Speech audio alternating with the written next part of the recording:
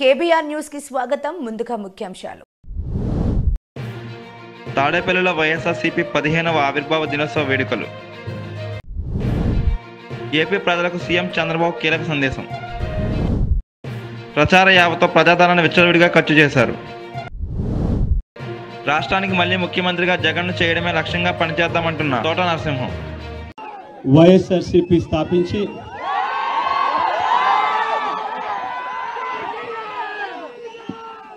15 సంవత్సరాలు దాదాపుగా ఈ రోజుతో మొదలవుతా ఉంది. ఈ 15 సంవత్సరాల ఈ వైఎస్ఆర్సీపీ ప్రయాణంలో మొట్టమొదటి రోజు నుంచి ఈ పార్టీ పుట్టింది కష్టాల్లో నుంచే పుట్టింది.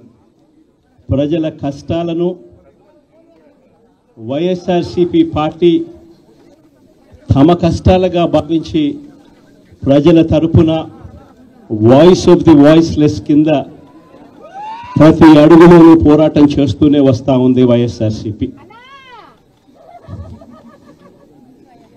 ఈరోజు ప్రతిపక్షంలో మనం కూర్చోవడం కొత్త కాదు.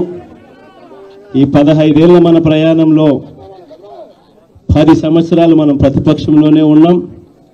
దీటైన సమాధానం అధికారంలో ఉన్న వాళ్లకు ఎప్పుడు ఇస్తూనే వచ్చాం. కళ్ళు మూసుకొని కళ్ళు తెరిచేసరికి సంవత్సరం అయిపోయింది. ఇప్పటికే మరో 3 సంవత్సరాలు 4 సంవత్సరాలలో మళ్ళీ ఈసారి వచ్చేది మళ్ళీ వైఎస్ఆర్సీపీ పార్టీనే.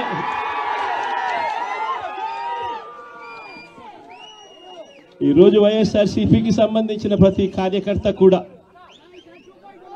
గ్రామంలో ఉన్న ఏ ఇంటికైనా కూడా వెళ్ళొచ్చు.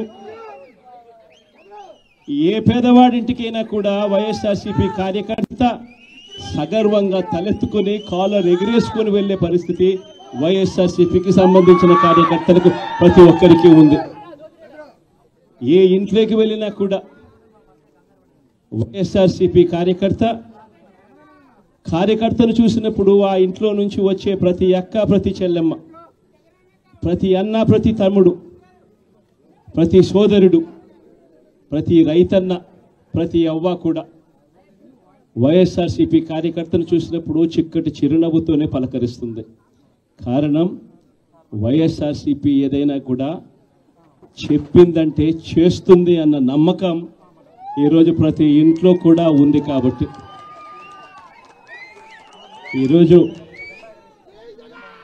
అటువంటి పరిస్థితుల మధ్య ఈరోజు యాదృచ్ఛికంగా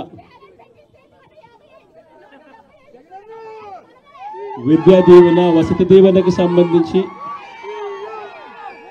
పిల్లలకు సంబంధించిన అన్యాయాలకు సంబంధించిన జరుగుతూ ఉన్న అన్యాయాలకు సంబంధించిన విషయాల మీద ఈరోజు యాదృచ్ఛికంగా ప్రొటెస్ట్ కార్యక్రమం కూడా జరుగుతూ ఉంది. ఈ కూటమి ప్రభుత్వం వచ్చి దాదాపుగా 10 నెలలుగా వస్తూ ఉంది. ఈ 10 నెలల కాలంలో ఎన్నికల వేళ వాళ్ళు చెప్పిన సూపర్ 6లు, సూపర్ 7లు అన్నీ గాలికి ఎగిరిపోయాయి. వ్యవస్థలన్నీ కూడా చదువులు కానీ, వైద్యం కానీ, గవర్నెన్స్ కానీ, వ్యవసాయం కానీ ఏది చూసుకున్నా కూడా వ్యవస్థలన్నీ కూడా నిర్వీర్యమైపోయిన పరిస్థితులు కనిపిస్తూ ఉన్నాయి. ఈరోజు పిల్లలకు సంబంధించిన ఫీజులకు సంబంధించిన బకాయిలు కూడా సంవత్సర కాలంలో ఫీజు రీఎంబర్స్మెంట్కు కావాల్సింది ఒక్కొక్క క్వార్టర్కు 700 కోట్ల రూపాయలు చొప్పున సంవత్సరానికి 2,800 కోట్ల రూపాయలు విద్యా దీవెన కింద 4 క్వార్టర్లకు సంబంధించిన కేటాయింపులు చేయాలి. అంటే 2,800 కోట్లు. వసతి దీవెన కింద ప్రతి ఏడాది ఏప్రిల్ మాసం వచ్చేసరికి 1,100 కోట్ల రూపాయలు కేటాయింపులు చేయాలి.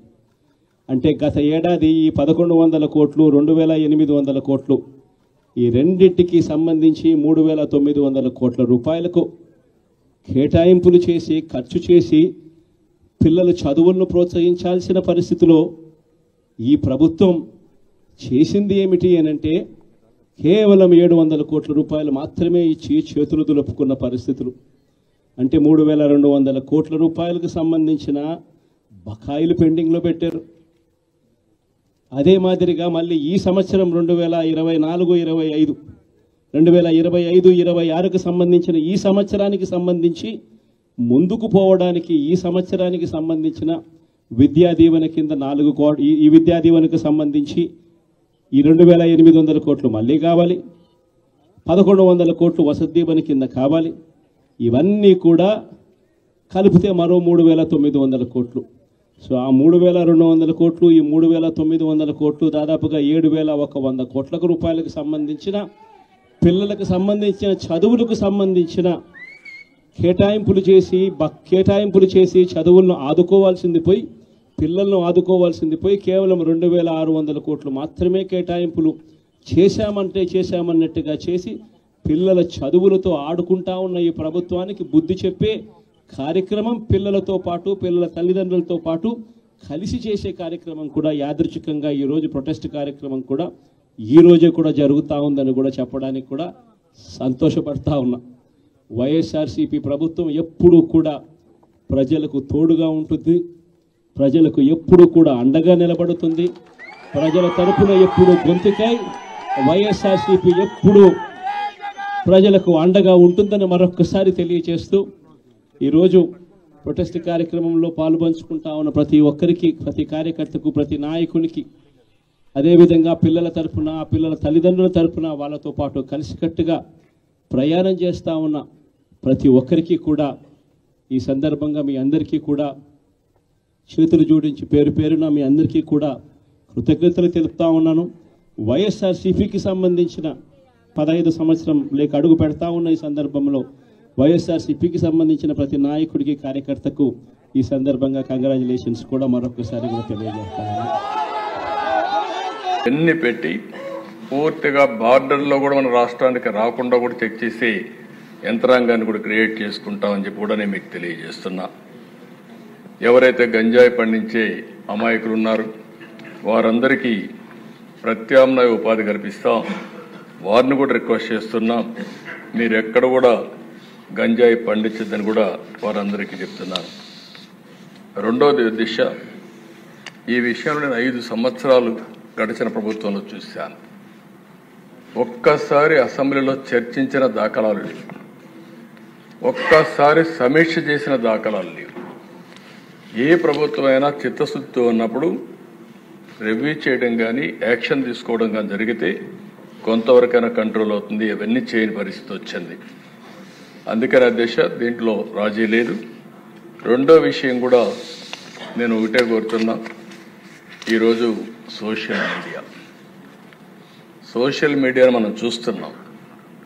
విచ్చలవిడితనం వచ్చింది, క్యారెక్టర్ అసాసినేషన్ జరిగే పరిస్థితి వస్తుంది, ఆడబిడ్డలు తలెత్తుకొని తిరగలేని పరిస్థితి వస్తూ ఉంది. ఇది మంచి సాంప్రదాయం కాదు. నాకు చాలా సంతోషం, అసెంబ్లీలో బూతులు లేవు. ఇప్పుడు అసెంబ్లీ అంతా కూడా సబ్జెక్ట్స్ పైన చర్చించే పరిస్థితికి వచ్చాం. ఆ 5 సంవత్సరాలు అసెంబ్లీలో బూతులు మాట్లాడడం, బయటంతా భయంకరంగా ఉండడం, ప్రజాస్వామ్యం పూర్తిగా అపహాస్యం కాబడింది. అలాంటి అన్ని పోయే పరిస్థితికి వచ్చాయి. ఈరోజు మళ్ళీ రాష్ట్రంలో ఒకటే విజ్ఞప్తి చేస్తున్నాం, ఎవరైనా సరే ఆడబిడ్డల పైన అత్యాచారాలు చేసి తప్పించుకోవాలంటే ఈ ప్రభుత్వంలో వీలు కాదు. అదే చివరి రోజు అవుతుందని మరొకసారి హెచ్చరిస్తున్నా, చాలా కఠినంగా చెప్తున్నా. ఇంకా కొంతమంది అక్కడక్కడ చూస్తున్నాను, ఆకతాయిలున్నారు, ఇష్టానుసారంగా ప్రవర్తిస్తున్నారు. వారందరికీ కూడా ఒక మెసేజ్ పోవాల్సిన అవసరం ఉంది.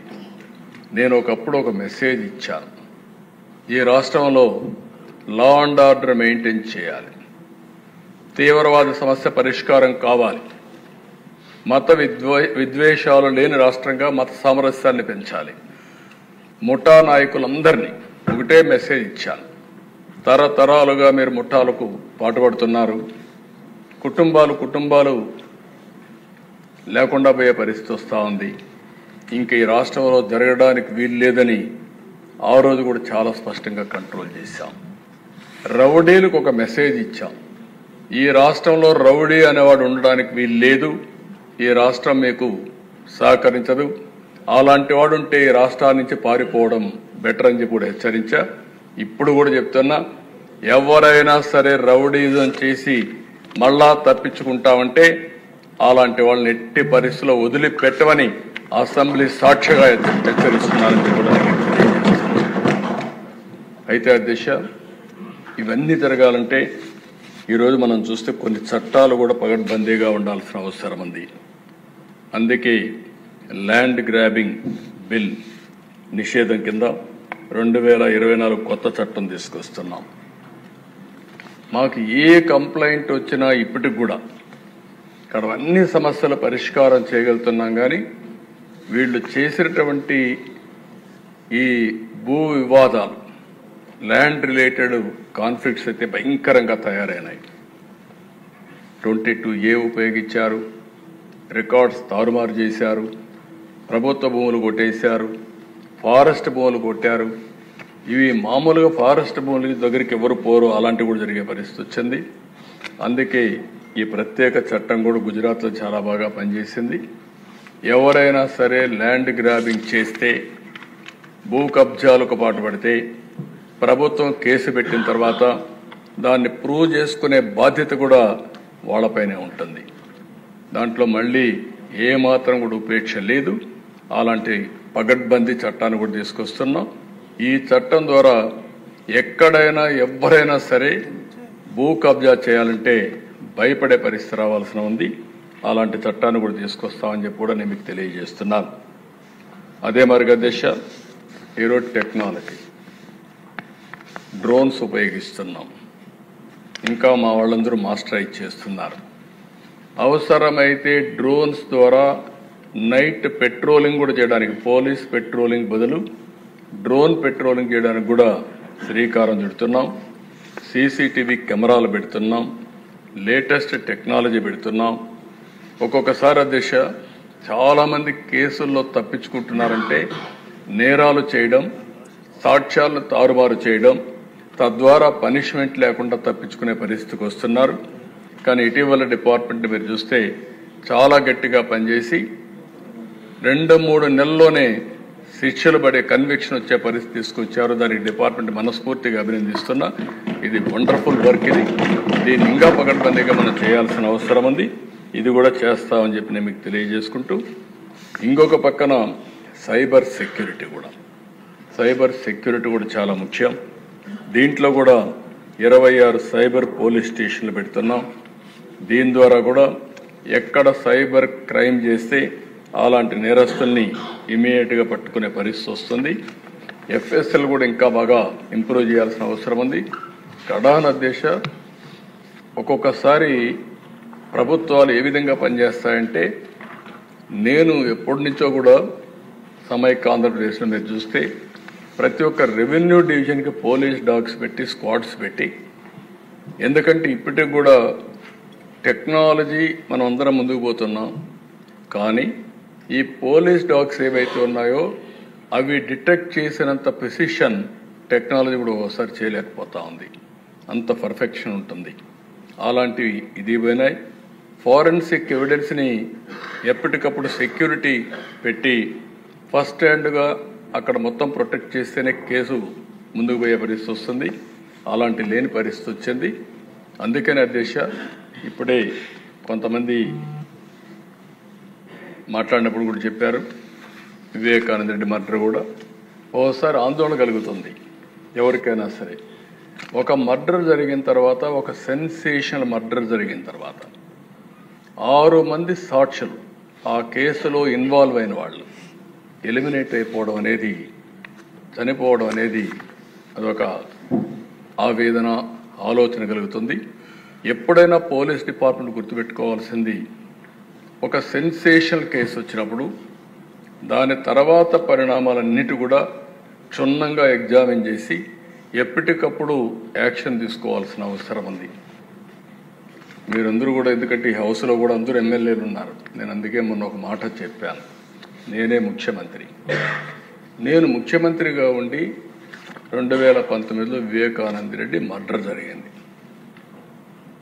తెల్లవారితో వాట్సాప్ మెసేజ్ వచ్చింది. మెసేజ్ ఏమని, వివేకానంద రెడ్డి గుండెపోటుతో చనిపోయాడు. ఎలక్షన్ సీజన్, నేను కూడా గుండెపోటు అనుకున్నాను.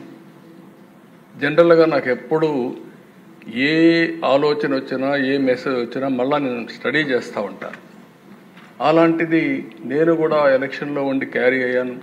నాకు ఒక సీఎంఓ ఉంది, ఒక ఇంటెలిజెన్స్ ఉంది, ఒక డీజీపీ ఉన్నాడు, మా చంద్రరాజ మంత్రి అప్పుడు అందరం ఉన్నాం.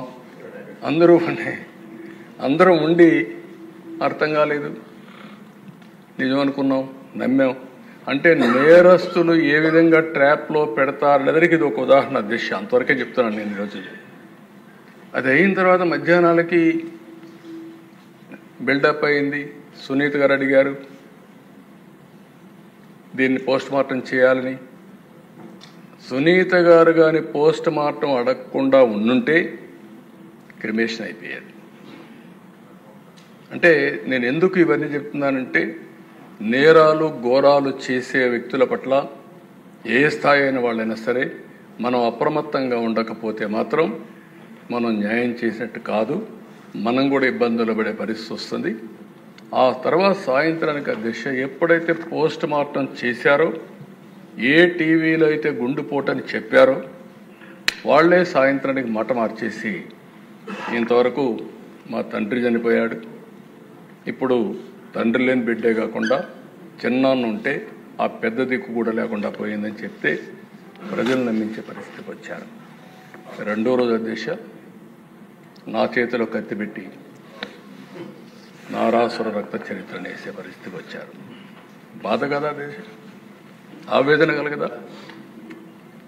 ఏంటి ఇలాంటి అరాచకాలు చేసి కూడా రాజకీయాలు చేయగలుగుతామనే ధీమా నా జీవితంలో ఒకటే చెప్తాను దశ, ఎప్పుడు హత్యా రాజకీయాలు మరక అంటకుండా 45 సంవత్సరాల రాజకీయాలు చేశారు.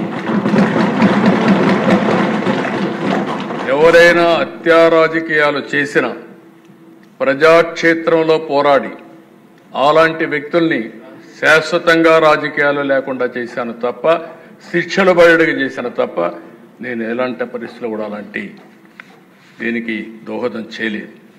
నేను ఎప్పుడూ చెప్పేవాడిని, ఒక హత్య చేయడం అనేది చాలా ప్రమాదం. పోస్ట్ మార్టానికి కారకులైన వ్యక్తులు మీకు కూడా పోస్ట్ మార్టం జరుగుతుంది, జాగ్రత్తగా ఉండమని హెచ్చరించాను. ఈరోజు ఈ హౌస్లో కూడా ఎమ్మెల్యేస్కి అందరికీ చెప్తున్నాను, మీ నియోజకవర్గాల్లో లా అండ్ ఆర్డర్ కంట్రోల్ చేయడం మీ బాధ్యత.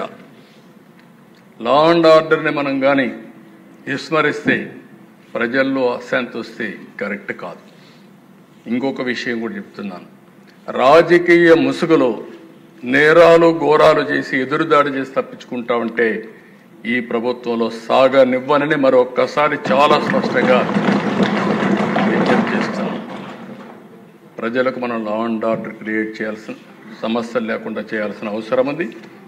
టెక్నాలజీ వచ్చింది, టెక్నాలజీ ఉపయోగించుకుంటాం. కడాన పోలీసులు చూస్తే వాహనాలు కూడా లేని పరిస్థితి, పెట్రోల్ కూడా ఇవ్వలేని పరిస్థితి, ఇలాంటి చాలా జరుగుతున్నాయి. చాలా వరకు కరెక్ట్ చేశాం, ఇంకా కరెక్ట్ చేస్తాం. పోలీస్ యంత్రాంగాన్ని అప్రమత్తం చేస్తాం. అప్రమత్తం చేయడమే కాదు, ఎప్పుడైనా సరే అధ్యక్ష ఒకటే గుర్తుపెట్టుకోండి, ఒక నాయకత్వం కానీ ఒక గవర్నమెంట్ కానీ స్ట్రాంగ్గా ఉందని విత్ డెమాన్స్ట్రేటివ్ ఎఫెక్ట్తో చేయగలిగితే అందరూ లైన్లోకి వస్తారు. అట్లా కాకుండా పర్వాలేదు ఉదాసీన వైఖరి తీసుకుంటే ప్రతి ఒక్కరూ పెట్టిరేగిపోయే పరిస్థితి వస్తుంది. అది ఈ ప్రభుత్వంలో సాగనివ్వమని చెప్పి మరొకసారి తెలియజేసుకుంటూ ప్రతి ఒక్కరికి విజ్ఞప్తి చేస్తున్నా. ఈ రోజుటి నుంచి కొంతమందిని చూస్తున్నాను దిశ, కొన్ని కేసులు కూడా చూస్తున్నాను. ఎమోషన్లో కొంతమంది ట్రాపుల్లో కూడా పడతా ఉంటారు. కొంతమందికి డబ్బులు ఇస్తామంటే ఎక్కువగా వస్తాయనే ఉద్దేశంతో ఒక విధంగా ఆలోచిస్తే చిట్ ఫండ్ కంపెనీలు వస్తూ ఉంటాయి. అలాంటి వాటిలో డబ్బులు ఎక్కువ పెట్టుబడి పెడతాం, లేకుంటే మీకు ఎక్కువ రిటర్న్స్ ఇస్తామంటే మోసపోయే పరిస్థితి వస్తూ ఉంది. కొంతమంది అమ్మాయిల పట్ల కొంతమంది చాలా దారుణంగా ప్రవర్తిస్తూ ప్రేమ అనే మాట ఒలకబోస్తూ ట్రాప్లో పెట్టి ఈ యొక్క అబ్యూజ్ చేసే పరిస్థితి కూడా వస్తున్నారు. నేను ఈ విషయాలని ఎందుకు చెప్తున్నానంటే, ఈ సభ ద్వారా ప్రజల్లో చైతన్యం తీసుకురావాల్సిన బాధ్యత మన మీద ఉంది. అదే సమయంలో ఎవరైనా తప్పు చేస్తే మాత్రం వదిలిపెట్టం, తాట తీస్తామని చెప్పి కూడా మరొకసారి ఎందుకంటే నా గట్టిగా కూడా చెప్పాల్సిన అవసరం ఉంది. నేను ఇదే మాదిరిగా ముఖ్యమంత్రిగా ఉండి పిల్లలు వేసుకున్న బెల్ట్ పైన ఏమని రాశారండి? జగన్ అన్నారా? జగనన్న విద్యా కానుక అందరు చూపించాలా? స్క్రీన్ లేదబ్బా, మీకు అందరు పంపిస్తా, అందరు చూడొచ్చు. దెన్ అంటే పబ్లిక్ అంతా చూడాలి. చిత్రం ఏంటంటే అధ్యక్ష, పిల్లలు రాసే వర్క్ బుక్ అధ్యక్ష, దానిపైన మాజీ ముఖ్యమంత్రి గారి ఫోటో.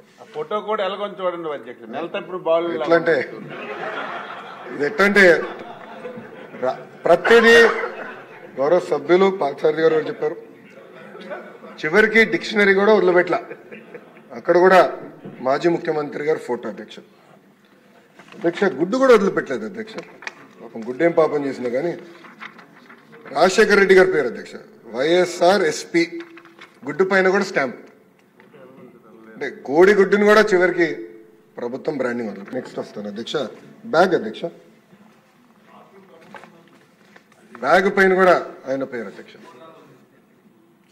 బ్యాగ్ పైన కూడా ఇక్కడ ఆయన పేరు పెట్టుకున్నారు అధ్యక్ష. అంటే ఎంత అన్యాయం ఒకసారి గౌరవ సభ్యులు అందరూ గమనించారు. అంటే ఎక్కడ చూసినా ముఖ్యమంత్రి గారి పేర్లు పెట్టాలా, పార్టీ రంగులు పెట్టుకోవాలా, ఇదే లక్ష్యంతో గత ప్రభుత్వం పనిచేసినట్టు. అంటే ఒక ప్రోపగాండా మెషిన్ గా గత ప్రభుత్వం ఈ వ్యవస్థను వాడింది అధ్యక్ష. అధ్యక్ష ఈరోజు నిజంగానే నేను ఇంకో పక్కన అధ్యక్ష క్లాత్ కూడా చూడాలి అధ్యక్ష, ఇది వన్ సైడ్ ప్రింటింగ్ చేస్తాయి బట్ అధ్యక్ష, దీనివల్ల ఏంటంటే ఒక్క సంవత్సరం తప్ప మళ్ళీ రాదు, ఒక్క సైడే ప్రింటింగ్ చేశారు, నాణ్యత లేని బట్ట, అంటే బ్రీదబిలిటీ చాలా తక్కువ ఉంటుంది అధ్యక్ష, ఇది చేశారు అధ్యక్ష. ఇదంతా చూసిన తర్వాత నేను మన ప్రభుత్వం అంటే కూటమి ప్రభుత్వం అధికారంలోకి వచ్చిన వెంటనే ఒక నిర్ణయం తీసుకున్నాం. ఒకటి, ఈ కిట్స్ కి ఎట్టి పరిస్థితుల్లో రాజకీయ నాయకులు పేర్లు పెట్టుకోకూడదు, ఏ పార్టీ రంగులు కూడా ఉండకూడదని నిర్ణయం తీసుకున్న అధ్యక్ష. అది నేను చాలా స్పష్టంగా నేను అందరికి చూపిస్తాను. అంతేకాకుండా గొప్ప వ్యక్తులు డాక్టర్ సర్వేపల్లి రాధాకృష్ణ గారి పేరుతో ఈ కిట్ ఈరోజు మనం ఏర్పాటు చేసుకున్నాం అధ్యక్ష. అధ్యక్ష టెండర్లు పూర్తయినాయి.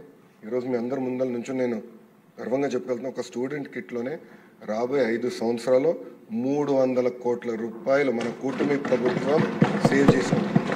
అంటే 9.4% మనం సేవ్ చేసుకున్నాం అధ్యక్ష. అధ్యక్ష మన ప్రభుత్వానికి ఫోటోలు పిచ్చలేదు, చిక్కిపోయిన ఆంధ్ర రాష్ట్ర ప్రభుత్వం లోగో పెట్టి మనం విడుదల చేస్తున్నాం. బెల్ట్ పైన డాక్టర్ సర్వేపల్లి రాధాకృష్ణ గారు మన కిట్ పేరుతో బెల్ట్ ఇస్తున్నాం. అంతేకాకుండా అధ్యక్ష ఈరోజు మనం ఇచ్చే బట్ట కూడా ఓవెన్ బట్ట, 2 సైడ్ నీట్ బోత్ సైడ్స్ ఉంటుంది, చాలా బ్రీదబిలిటీ ఉన్న బట్ట. అంటే సొంత పిల్లలు మా దేవాంశ ఏం బట్ట వేసుకుంటారో చూసుకొని ఆ బ్రీదబిలిటీ ఉందా లేదా అని చూసుకొని బట్ట కూడా ఇస్తున్నాం అధ్యక్ష. అంతేకాకుండా అధ్యక్ష నేను కూడా ఫీల్డ్లో టెస్ట్ చేశాను అధ్యక్ష, పిల్లలకి ఇచ్చి ఎలా ఉంది, బాగుందా బాగాలేదా ఆ ఫీడ్బ్యాక్ కూడా తీసుకున్నాం. నేను ఇక్కడికి వచ్చే ముందర యాక్చువల్లీ అంతా రహస్యంగా పెట్టి ఇక్కడ చూపిద్దాం అనుకున్నా, కానీ ఆదిరెడ్డి వాసు గురించి మీకు తెలుసు అధ్యక్ష, తొందర ఎక్కువ. ఇమీడియట్గా ఫోటో దిగి సెల్ఫీ దిగి ఇమీడియట్గా పెట్టాడు. మీడియాలో కూడా సోషల్ మీడియాలో కూడా చాలా పాజిటివ్గా ప్రజలు కూడా రిసీవ్ చేసుకున్నారు అధ్యక్ష. మీరు చూస్తే ఇక్కడ కూడా మనం ఇస్తున్న వర్క్ బుక్స్లో ఎక్కడ కానీ నో ఫొటోస్, గౌరవ ముఖ్యమంత్రి గారి ఫోటో లేదు, విద్యాశాఖ మంత్రి గారి ఫోటో లేదు, ఎవరు ఫోటో లేదు. చాలా క్లియర్ మెసేజ్తో మంచి మోటివేషన్ కోట్స్ కూడా పెట్టాలని గౌరవ సెక్రటరీ గారు కూడా నేను చెప్తాను జరిగింది, ఎస్పీడీ గారు కూడా నేను చెప్పాను అధ్యక్ష. అంటే పాజిటివ్ ఎన్వైరన్మెంట్లో పిల్లలు చదవాలి, అంతేగాని మన ఫోటోలు వాళ్ళపైన రుద్దకూడదని ఆలోచనతో చేసాం అధ్యక్ష. అంతేకాకుండా బ్యాగ్ కూడా మీరు చూస్తే ఎక్కడ రాజకీయ రంగులు లేవు, పేరులు లేవు, చాలా అద్భుతమైన క్వాలిటీ బ్యాగ్ పిల్లలకి ఇవ్వాలి. ఎందుకంటే ఇక్కడ స్టిచ్చింగ్ కూడా జాగ్రత్తగా చేయమని నేను ఆర్డర్ చేశాను, ఎక్కువ చెక్స్ కూడా పెడుతున్నాం, నాణ్యత ఉండాలి. ఎందుకంటే నేను కూడా ఫీల్డ్కి వెళ్ళినప్పుడు అక్కడక్కడ ఈ హ్యాండిల్స్ కూడా జరుగుతుంది, అది జరగకూడదని మేము నిర్ణయం తీసుకున్నాం. అందుకే స్పెషల్గా కేర్ తీసుకోవాలని కూడా అధికారులు నేను సూచించాను అధ్యక్ష. ఇంకో పక్కన మిడ్ డే మీల్కి వచ్చేగల అధ్యక్ష ఒక చిక్కీ సప్లైలో రాబోయే 5 సంవత్సరాలు 240 కోట్ల రూపాయలు మన ప్రభుత్వం సేవ్ చేసుకుంటుంది అధ్యక్ష. గుడ్డుల ట్రాన్స్పోర్టేషన్లో 144 కోట్ల రూపాయలు మన ప్రభుత్వం రాబోయే 5 సంవత్సరాలు సేవ్ చేయబోతుంది అధ్యక్ష. అంటే దాదాపు రాబోయే 5 సంవత్సరాల్లో 1000 కోట్ల రూపాయలు ఒక స్కూల్ ఎడ్యుకేషన్లో మన ప్రభుత్వం సేవ్ చేయబోతుందని గౌరవ సభ్యులకు నేను తెలుపుతున్నాను అధ్యక్ష. అంతేకాకుండా అధ్యక్ష, పెద్ద పెద్ద మాటలు చెప్తారు. రేపేదో కార్యక్రమం పెట్టుకున్నారు ఆ పార్టీ వాళ్ళు. నేను సూటిగా ప్రశ్నించాలనుకుంటున్నాను అధ్యక్ష, గుడ్డుల సప్లైకి మీరు ఎందుకు 200 కోట్లు బకాయిలు పెట్టారు? చిక్కీ సప్లైకి 60 కోట్లు, చివరికి ఆయా నైట్ వాచ్మెన్ వాళ్ళకి ఇవ్వాల్సిన జీతాలు 65 కోట్లు, క్లీనింగ్ మెటీరియల్స్ 22 కోట్లు అధ్యక్ష. అంటే సుమారుగా 352 కోట్ల రూపాయలు బకాయిలు పెట్టిపోయారు. ఆ బకాయిలంతా కూటమి ప్రభుత్వం తీర్చింది అధ్యక్ష. ఈరోజు మాధవి గారు చాలా స్పష్టంగా బైజూస్ కంటెంట్ గురించి కూడా చెప్పారు అధ్యక్ష. గత ప్రభుత్వం ఏదైతే ఐప్యాడ్స్ ఇచ్చారో అది అందరూ తెలిసిన విషయం, ఇచ్చారు, దాంట్లో ఎలాంటి సందేహం లేదు. కానీ అన్సూపర్వైజ్డ్ టెక్నాలజీ పిల్లల చేతిలో పెట్టకూడదు. స్వయంగా ఉపాధ్యాయులు తల్లిదండ్రులు నా దగ్గరకు వచ్చి అయ్యో మాకు ట్యాబ్లు ఇవ్వద్దు, కంప్యూటర్ ల్యాబ్లు ఏర్పాటు చేయండి, సూపర్విజన్ ద్వారా చేయండి అని చెప్తాం జరిగింది అధ్యక్ష. ఈరోజు నాకు కూడా 9 సంవత్సరాల పిల్లడు ఉన్నాడు ఇంట్లో. దేవాంశ్ ఇప్పుడు కూడా మేము నో ఫోన్, నో ట్యాబ్, వారానికి 1 సినిమా చూడగలుగుతాడు అధ్యక్ష. స్క్రీన్ టైం ఏమైనా ఉంటే సూపర్వైజ్డ్ డెస్క్టాప్, ఎవరో ఒకరు ఉంటారు, సూపర్వైజ్డ్ డెస్క్టాప్ మేము ఇష్టం జరుగుతుంది అధ్యక్ష. ఏమైనా హోంవర్క్లు చేయాలి, కంప్యూటర్లు అవసరం, టెక్నాలజీ మరి రీసెర్చ్ చేయాలి, కంప్యూటర్లు అవసరం. అందుకే మన ప్రభుత్వం కూడా స్పష్టంగా ఎట్టి పరిస్థితుల్లో మనం ల్యాబ్స్ ఏర్పాటు చేయాలని నిర్ణయం కూడా తీసుకుంటాం జరిగింది అధ్యక్ష. రిఫార్మ్స్కి నేను లాస్ట్లో వస్తాను అధ్యక్ష, ముందర ఫినిష్ చేస్తాను. బోర్డ్ ఆఫ్ ఇంటర్మీడియట్ ఎడ్యుకేషన్ అధ్యక్ష, మీరు చూస్తే ప్రభుత్వ గవర్నమెంట్ జూనియర్ కళాశాలలో 2019 నుంచి 23 వరకు చూస్తే 8.17% పిల్లలు తగ్గారు అధ్యక్ష. మన ప్రభుత్వ అధికారంలోకి వచ్చిన మొదటి సంవత్సరంలోనే, అంటే ఈ సంవత్సరంలోనే 16.61% పెరిగారు అధ్యక్ష. అడ్మిషన్స్ పెరిగింది అధ్యక్ష. మన ప్రభుత్వ అధికారంలో ఉన్నప్పుడు ఫస్ట్ ఇయర్ పాస్ పర్సంటేజ్ 42% ఉంటే గత ప్రభుత్వం చేతగానితనం వల్ల అది 30% పడిపోయింది. సెకండ్ ఇయర్ పాస్ పర్సంటేజ్ గతంలో 58% ఉంటే అది 39% పడిపోయింది అధ్యక్ష. రాష్ట్రానికి మళ్ళీ ముఖ్యమంత్రిగా జగన్ను చేయడమే లక్ష్యంగా పనిచేద్దామని వైసీపీ ఇన్ఛార్జ్ తోట నరసింహం పిలుపునిచ్చారు. ప్రజాపక్షాన పోరాటానికి ఎన్నో సవాళ్లను ఎదుర్కొని మహానేత ఆశయ సాధన లక్ష్యంగా ఆవిర్భవించిన వైఎస్ఆర్సీపీ జనం గుండెల్లో నాటుకుపోయిన పార్టీ అని ఇన్ఛార్జ్ తోట నరసింహం అన్నారు. జగ్గంపేటలో స్థానిక బాలాజీ నగర్ లో వైఎస్ఆర్ కాంగ్రెస్ పార్టీ ఆఫీసులు జెండా ఎగరవేసి ఆవిర్భావ దినోత్సవ వేడుకలు ఘనంగా నిర్వహించారు. అనంతరం జగ్గంపేట టౌన్ లో ఉన్న వైఎస్ రాజశేఖర రెడ్డి విగ్రహానికి పూలమాల వేసి నివాళులర్పించారు. తోట నరసింహం మాట్లాడుతూ పేదల సంక్షేమానికై వైఎస్ఆర్సీపీ ఆవిర్భవించిందన్నారు.